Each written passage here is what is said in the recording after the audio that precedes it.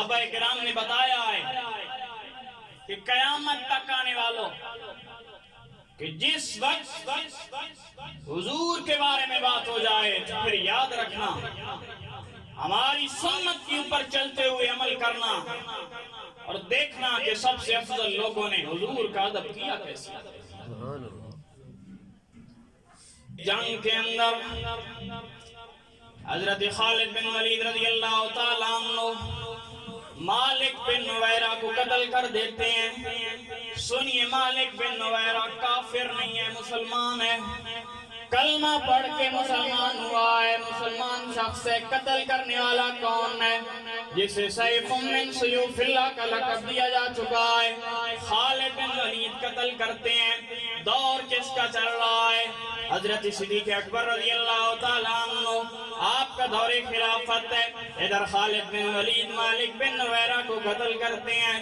خبر مدینہ تک پہنچ جاتی ہے کہ آج خالد ایک مسلمان کو قتل کر چکا ہے.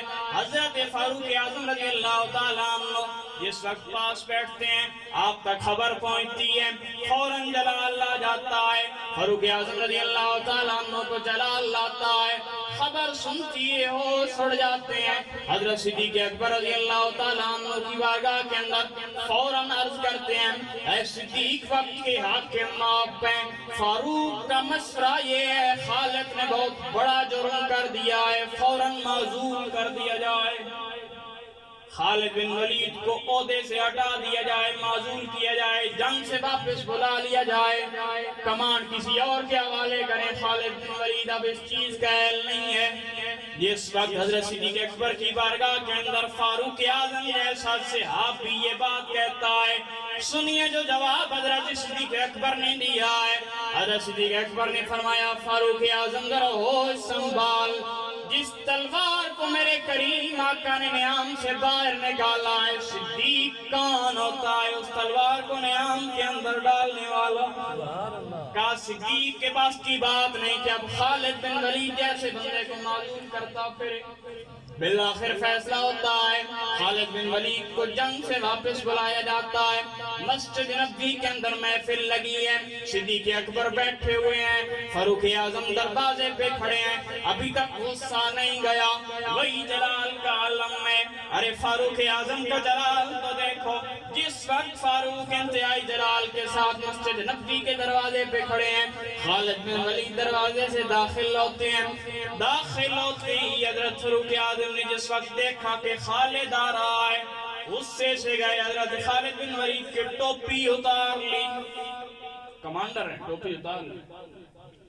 لیکن حضرت خالد بن ولید ہاتھ باندھ کے پیچھے پیچھے چلتے نظر آتے ہیں، کیونکہ انہوں نے ادب حضور کی بارگاہ سے سیکھا ہے. ادب کرنے کا طریقہ حضور کی بارگاہ سے سیکھنے والے خالد بن ولید خاموشی کے ساتھ پیچھے چلتے نظر آتے ہیں. حضرت صدیق اکبر کی بارگاہ میں پہنچتے ہیں. جناب صدیق اکبر نے پورا واقعہ بتایا. خالد بن ولید، فاروق اعظم تمہارے اوپر بڑے غصے سے ہیں، ذرا بتاؤ تو صحیح تمہیں انہیں کیوں قتل کیا ہے؟ ایک مسلمان شخص کے اوپر تلوار کو کیوں چلایا ہے؟ سنیے حضرت خالد بن ولید کا جواب سنیے.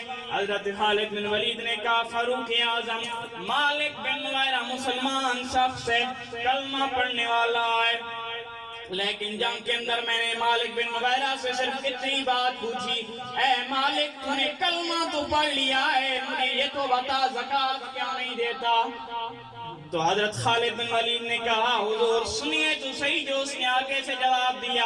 آپ نے فرمایا اس نے کیا کہا؟ میں نے پوچھا مسلمان ہونے کے باوجود زکوٰۃ کیوں نہیں دیتا؟